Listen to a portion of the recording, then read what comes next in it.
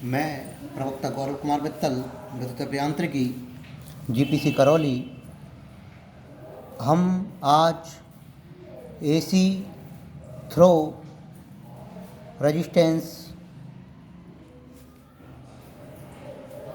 आज हम AC circuit में रेजिस्टेंस के थ्रू एसी करंट के बारे में पढ़ेंगे।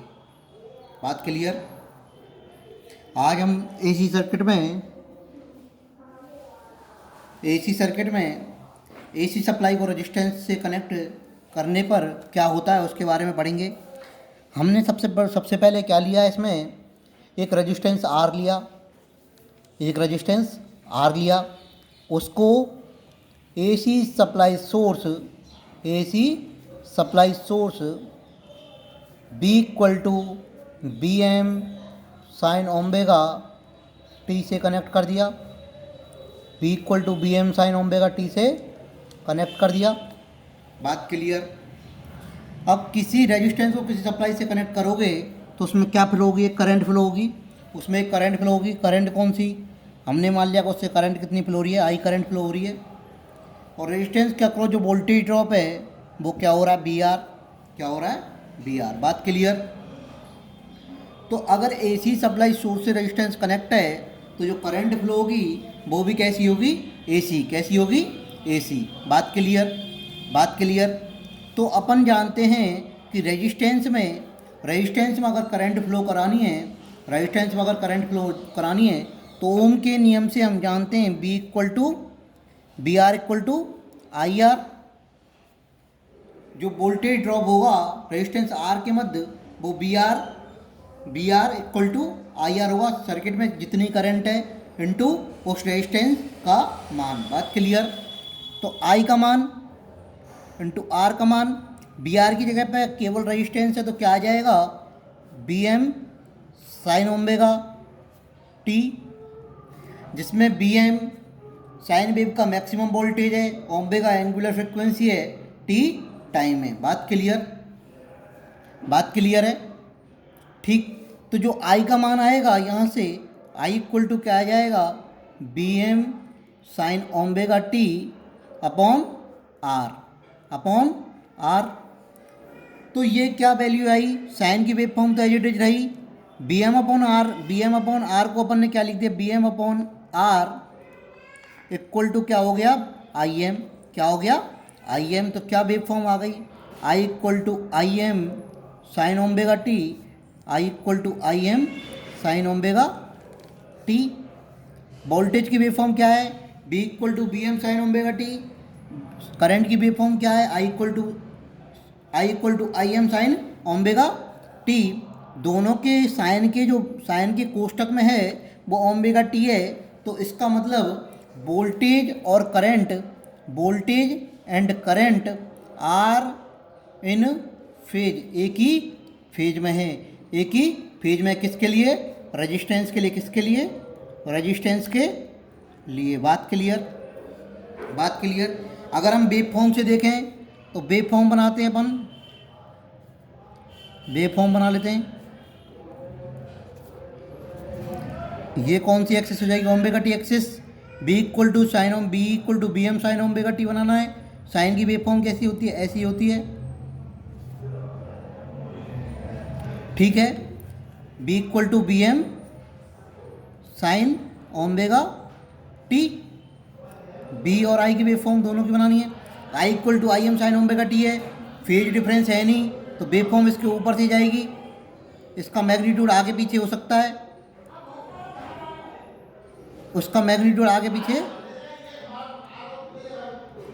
लेकिन वो वेव फॉर्म में फेज डिफरेंस नहीं होगा। बात क्लियर है? तो ये दोनों वेव फॉर्म एक दूसरे के क्या है? In phase. कैसे हैं? In phase. V equal to I M sine omega T. बात क्लियर? अपन ने वेव फॉर्म से भी समझ लिया। अब अपन किससे देखेंगे इसको?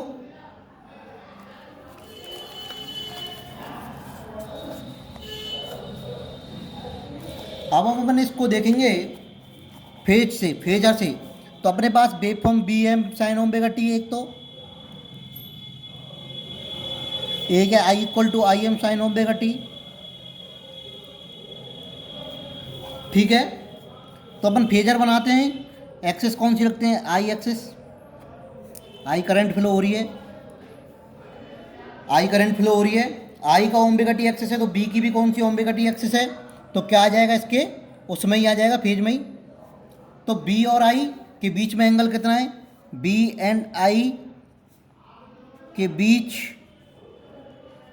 एंगल कितने डिग्री है? 0 डिग्री। कितने डिग्री है? 0 डिग्री।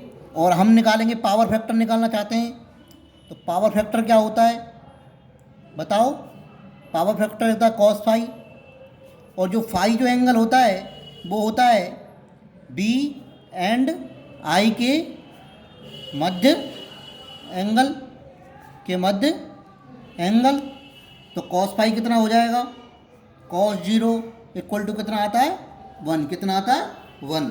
तो इसका मतलब ये हुआ कि ओनली रेजिस्टेंस के लिए, ओनली एसी सर्किट में अगर रेजिस्टेंस कनेक्ट है, only resistance is connected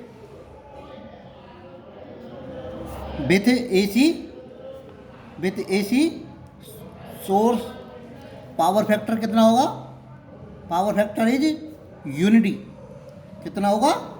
unity. बात क्लियर है? कोई दिक्कत नहीं यहाँ तक? बात क्लियर है? कोई दिक्कत तो नहीं? तो अपन एक क्वेश्चन लेते हैं। एक सप्लाई सोर्स, एक एसी सप्लाई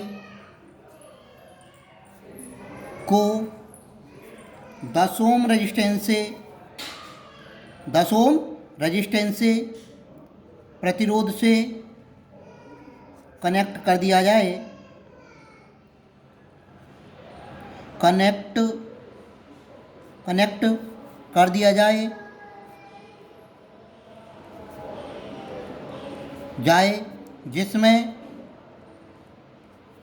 जिसमें वोल्टेज वेवफॉर्म,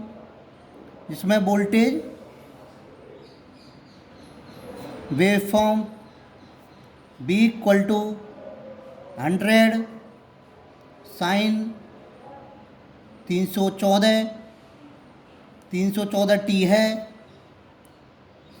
तो करंट धारा की वेवफॉर्म क्या होगी? बात क्लियर? तो हम जानते हैं कि रेजिस्टेंस की वेवफॉर्म, बी की वेवफॉर्म दी हुई है, B equal to B M sine omega t. ये अपन पहले से जानते हैं। इसकी जगह पे क्या दिया हुआ है? 100 साइन ओमेगा, 100 साइन 314 टी दिया हुआ है। रेजिस्टेंस का मान कितना दिया हुआ है? 10 ओम। तो आई इक्वल टू क्या आएगा? आई M sine omega T. I am किसके बराबर है होता है? बी एम अपॉन आर के। तो बी एम का मान कितना है? 100, और आर का मान कितना है? 10। तो आई एम का मान कितना आ जाएगा? 10। तो यहाँ से आई का मान कितना आ जाएगा? 10 साइन ओमेगा। ओमेगा की जगह पे क्या आ जाएगा? 314। क्या आ जाएगा? 314 टी। तो फाइनल रिजल्ट क्या आ गया अपना? 10 साइन 314 टी। बात क्लियर? क्या क्वेश्चन समझ में आया? यहाँ से अपन ने एक सप्लाई सोर्स है, एसी सप्लाई सोर्स, जिसका मान है 100 साइन 314 टी। एक रेजिस्टेंस कनेक्ट करा, तो हम जानते हैं बी इक्वल टू आई है। आई का मान निकालना है तो आर का भाग देना पड़ेगा उसमें। बी एम में आर का भाग दे दिया तो क्या आ गया? 10 साइन 314 टी। बात क्लियर? बात क्लियर है? Thank you.